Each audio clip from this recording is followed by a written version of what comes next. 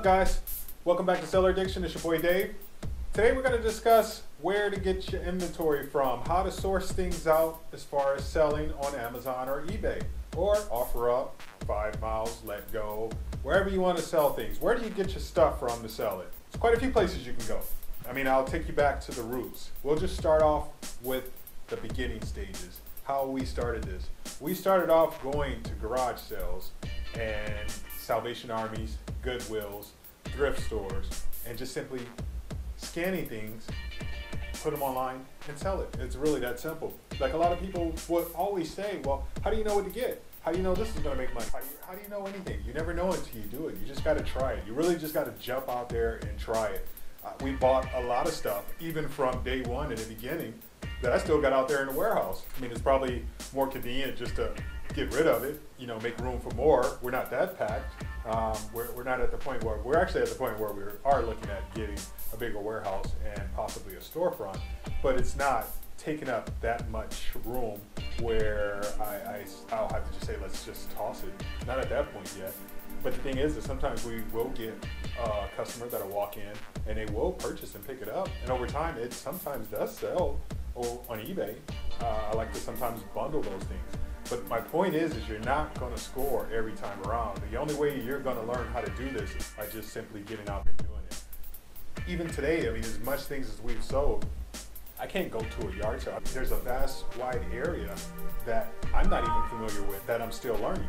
I can't look at book titles and say, hey, this item is going to sell. Sometimes I'll have to scan that item in. What I mean by scan is you can purchase things on your Android or iPhone to scan in where it looks at several different platforms, whether eBay, Amazon, and it'll tell you the price range. You can check recently sold to see what it sold for as well.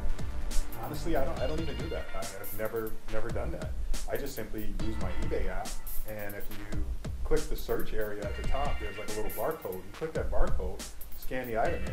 Same thing with the Amazon app. You download Amazon Seller. It's a free app. You put it on your phone, and you use the Amazon, you log into your Amazon account, and you just simply scan the item, and it'll tell you what it's selling for.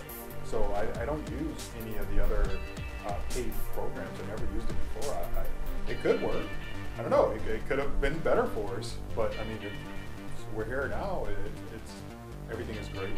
So that's what they mean by scanning. So you just simply go to yard sales, you go to Goodwills, you go to Salvation Armies, you go to thrift stores, find a product, scan it in, and you don't have to have the apps to scan it in. You can just simply type it in the search bar. Go to Google on your phone and type in Amazon, type in eBay.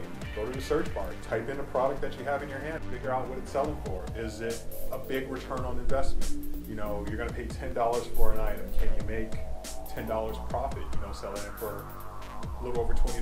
That's going to cover your fees and your shipping, etc. Whether you're going to include shipping within it. So that's how we got started. Our bigger ticket items, honestly, actually came from yard sales. I'm going to give you a quick breakdown of what I've learned over time. And this may not be the case for everyone, but this is what I learned. And we did this in Michigan, we did this in Florida, we did this in California. So we pretty much covered, you know, East Coast, West Coast, down south. This is how it panned out for us. When we would go to Goodwills and Salvation Army and kind of an upper class neighborhood, we thought, okay, we're gonna go find some great stuff here, and it's in a higher end neighborhood, you know, decent income. We're gonna find some good stuff at a really cheap price. But when we went to the Goodwill there and the thrift store there, everything was really, really pricey. We weren't going to make any money off of that stuff. Now, for the people in that area that lived there, maybe that was a discount, maybe it was a deal compared to the other store, and it was the same case in Michigan, and it was the same case in Florida. It just seems like that's the thing. I don't know. And I hear a lot of these places are actually scanning items in to see what it's selling for. It's just simply mark it down about 10%, maybe even 20% compared to what it is online. So I'm not saying that there's no hope there. I'm just saying the philosophy that we followed as far as going to rich neighborhoods to search thrift stores for deals didn't work out. Now when we would go to the ghetto, I don't know, maybe the people were just trying to move the inventory a little bit quicker. We tend to find better deals. So, you know, we head out to, I don't want to name neighborhoods on the thing, but we go to certain neighborhoods and we would find really, really great deals. It's just like they didn't even care. They just slapped the price on there. Sometimes you get to the register, you get an even bigger discount. So that's a trend that we noticed. Now, when we would go to yard sales, it's the opposite. If we went to a lower income neighborhood, they tend to either have, not all the time, but the majority of the time, it was not stuff that we could really sell. It wasn't really clean. It just wasn't gonna make us money. It didn't make sense for us to buy it. Now, when we would go to a rich neighborhood to go to their garage sales, I mean, the moment I got out the car, I heard the eBay cha-ching. I mean, it was just ridiculous. I told you guys about a printer that I bought. The guy had $15 on it, and he actually had 2 of them.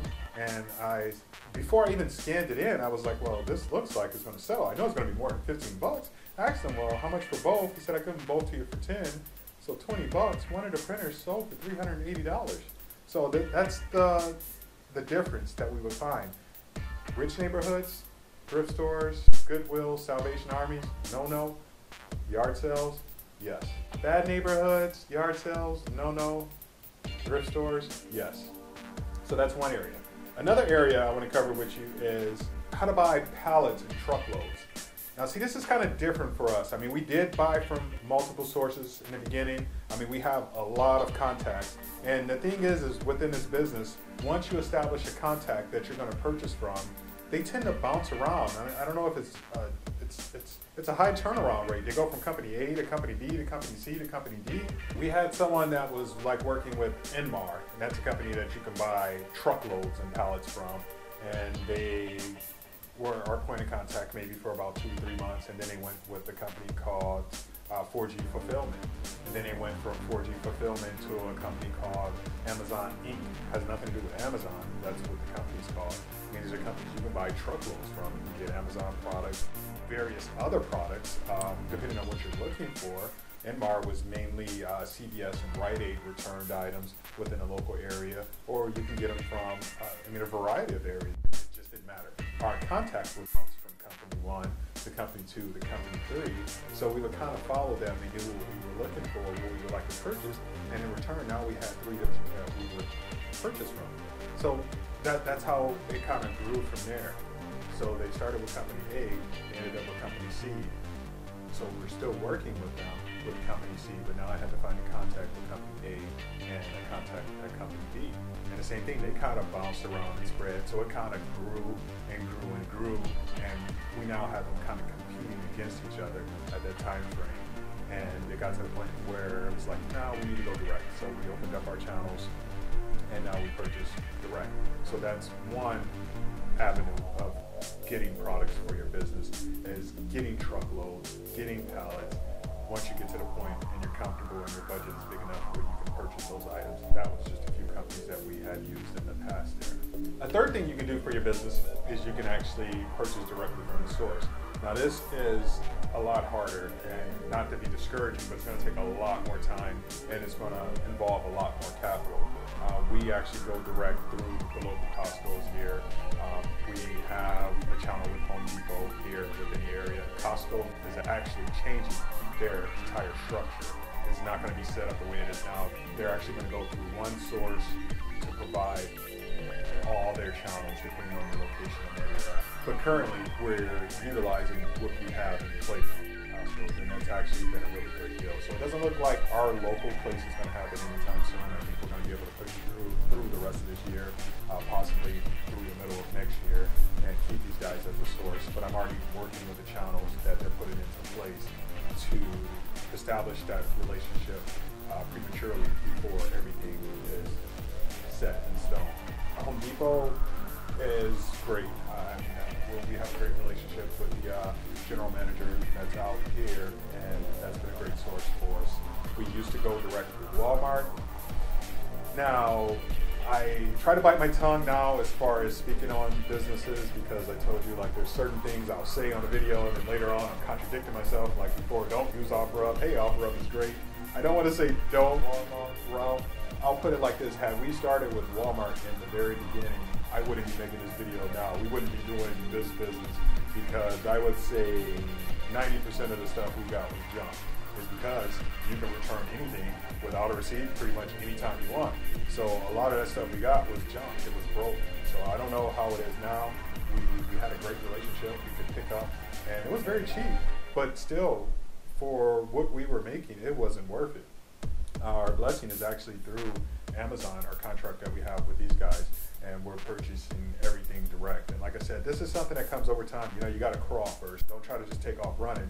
If you take off running, depending on what your budget is, your business will fail, because the way it works with these companies that we're set up with is they call me now, they say, hey, we got a truckload, we have to pick it up. There's no ifs, ands, or buts. You don't pick it up, you lose the contract. So unless you have your driver set aside, unless you have the capital to, let's say, throw out anywhere from $6,000 to $20,000 per load, then don't do that as yet. Grow your business to the point where you're comfortable, if you can get a loan or whatever else, and then get to there. We started off with the yard sales, thrifting, then we went to purchasing pallets, a few pallets at a time, to truckloads, to a few truckloads, and now we're working direct. Lastly, another avenue you guys can use, you can purchase things on eBay, offer up Facebook, and resell it. So it's kind of like thrifting, but you're just doing the online version of it. For instance, I actually had, what was that? It was a, reverse osmosis system. I had a reverse osmosis system. It was selling for $280. $280 was the average price it was selling for. I think it retails for like $325, was selling for like $280. You know, I pulled one up online and a guy was selling one, and he was selling it for $200, free shipping. So he was the lowest cost. The next one coming in line was like a little bit over $280. So I'm going to drop my price at $279.99 to get that sale. But I'm going to go ahead and buy his. I'm going to go ahead and resell it. I'm going to make a little bit of profit. I don't do that a lot, but it's like, hey, I'm listing it anyway. I'm already out there. I'll go ahead and I'll spend the $200, get that shipped here. Now I'm going to relist it for $279.99 along with my other one, and I'm going to make a nice little profit. So this is another source you can use. A lot of people are selling things out of desperation because they need the money right away. I'm not saying this guy with the reverse osmosis system was doing that, but you see this quite a bit. If you join a lot of the Facebook groups, I seen a guy, he was selling a bunch of old Ataris and Nintendos, and he just needed the money. So as long as you can be the first one to the punch, hey, I'll pick it up right now, you go get that stuff, you can relist it, put it on eBay, you know, and make your money over time. You know, it's more of a compound interest, even though it's not that long of a period of time, whereas that person needs that money right away. So look for those people that are desperate for the quick cash. Now, don't jump on an offer that's too good to be true, because you'll end up probably on the news. You know, these people think they're picking up an iPhone 7 for $50.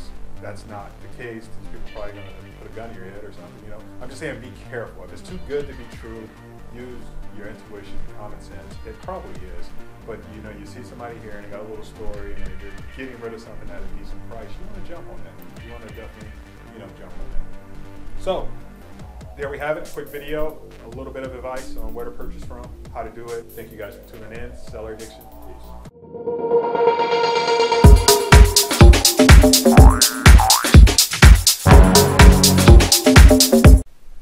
Hey, what's up guys? Welcome back to Seller Addiction. It's your boy Dave. Today's vlog, we're gonna discuss something a little bit different today. God damn it, I say that every time.